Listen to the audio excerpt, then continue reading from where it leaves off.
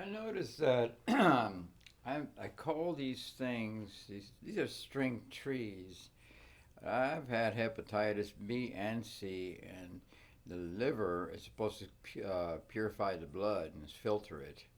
And my blood-brain barrier, which keeps that from happening, I got pushed through all that bad blood. It's coming out through my ankles and my elbows and my back and all kinds of things like that. It's what hepatitis does. Ruins the ability to clean the blood, so it gets in places that it shouldn't be.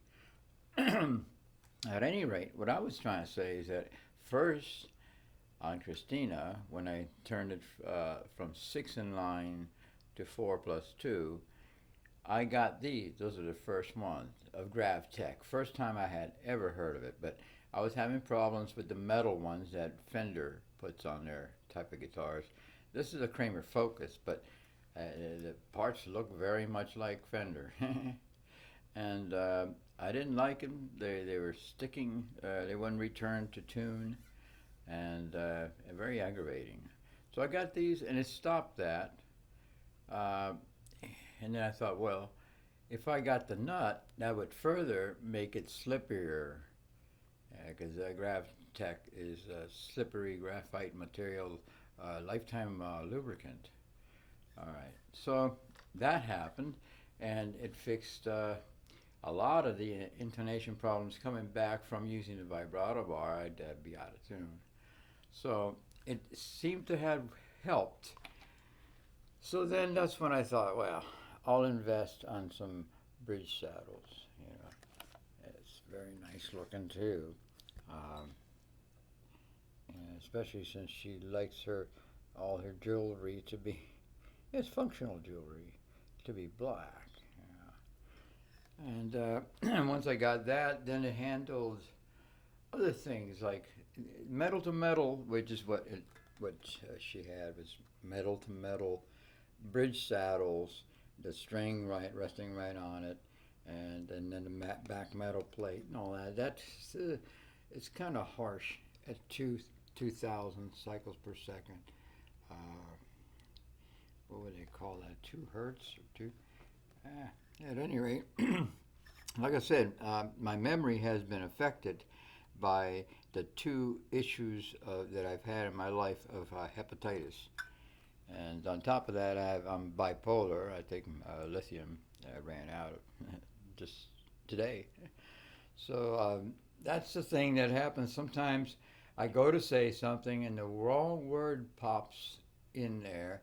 If you guys, after a while, you'll get to know what's going on with me. I know what I'm talking about, but the words don't come out right. I know these are string trees, and these are bridge saddles, and this is the nut of the neck, graphite in this case. So, oh, and she's also got the locking tuners, and those are very, very functional, very good tuners. There, she shares this in common with Ernie Ball. She's also got these type of tuners, locking tuners. And that's basically what's going on. Uh,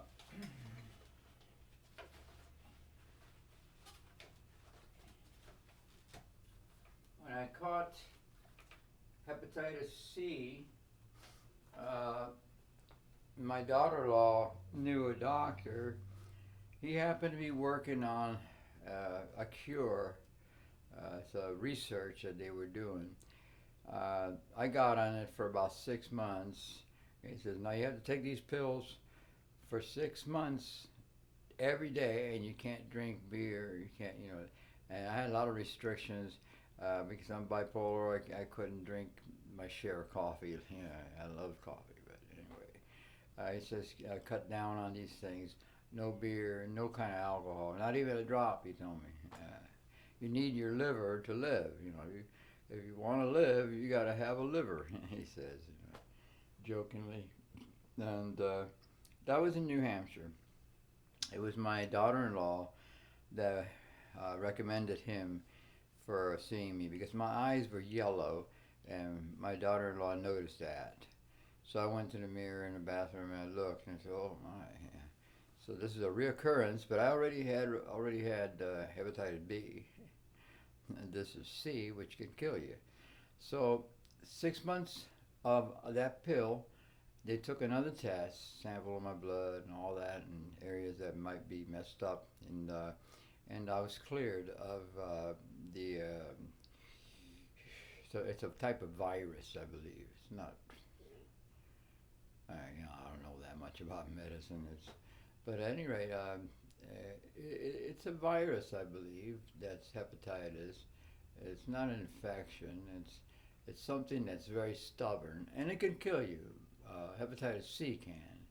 B, I got over it. It knocked me out for about 4 to 6 weeks. I had yellow eyes. I had itching all over my body. I found out that Benadryl makes it even worse, so I'm allergic to Benadryl. And I found out my daughter-in-law is also allergic to Benadryl. So Benadryl is not for everyone. Anything else? I didn't have my Cube 10 set. Like in the other studio, I had more space and I could sit in front of the cube and see what it's doing. Here I sit on the side and I'm just getting side waves, and it's sort of perturbing. Makes it more fun to use the prowler, but sometimes I just want to sit down. Now, when it comes to Lunita, apparently she likes that cube amp. It's very clean. It's 10 watts of, and at the levels that you can play in this studio, it's very small. You can see what is the arm length of it? It's pretty small. I got the camera lowered today. I'm not sure if it's any good. I should have kept it the same. But at any rate, I just wanted to get this out that I make mistakes in terminology, which means the name of items that I'm talking about. And it's very frustrating, and if I forget something, I have to wait and ask for the damn thought and label to return to me before I can use it. It's like that kind of shit. I'm sorry, you could use the S word there. At least it's not the F word. At any rate, that's about it. I just wanted to let that be known that is one of my problems, that I do have that situation. And it's an illness. It's it's because I was sick. I first had hepatitis B when I turned 18. When I was in Colorado State, I got put in Colorado State Reformatory because of messing around with dirty needles and amphetamines, crystal meth. So I did the time and all that good stuff. Got sent to my mom in Philadelphia, Pennsylvania, and reunited with my brother, which had been a long time, several years. And then 2 years later, in 1970, he just turned 21. I'm 2 years older. So in 1973, I turned 23. So that's 1973. He turned 21, and somebody shot him, a black person, for $7 that he owed him on some kind of LSD or something like that. That's what my brother would sell every once in a while, was the acid. As far as herbis, he liked keef.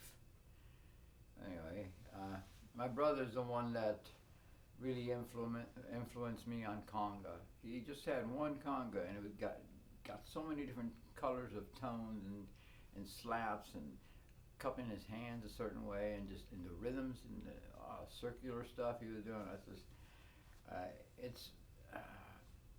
it's what drove me towards the Santana sound, with the congas. And I normally have congas, but man, I lost all that. Lost my piano. Everything's up there in New Hampshire, three-wing studio, uh, because I couldn't fit it in a Mustang convertible. Uh, this deal was done by, I think it's called Interstate or shit. See, that comes where I can't get my word out. What it is, I can't retrieve the freaking word. Anyway, it's like, yeah, it's a company that says the friendly people, Interstate, or shit, I don't know what the hell it was, but it's a word like that. And he had ordered a van so that he could put my stuff in it, and we can ride out here. This is 1,300 miles from New Hampshire, Mount Vernon to Castleberry, Florida. So he got hurt because this one dude was on the left lane, wouldn't let anybody through, and there was a big truck, 18-wheeler on the right side of him. So my friend, he's one of the conga players I work with. He saw a chance to get around the right side of that truck, that 18-wheeler, and get in front of it. And that dude, the same guy that was blocking the traffic, not letting anybody through, just staying in that left lane and right next to that truck, that bastard went after my friend and ran him off the road. So the van went over this little creek onto the other side and bounced around. My friend got all beat up, and he got his chest on the steering wheel, popped the bag, whatever. It only works so much because he couldn't cough, he couldn't sneeze, he couldn't, it was all hurting him in the sternum, I guess is what he got. Anyway, it's kind of a sad story, but it's a story that you hear here and there, that on the road to success, you have these type of things happening. That's just a pun. Oh, God bless everyone.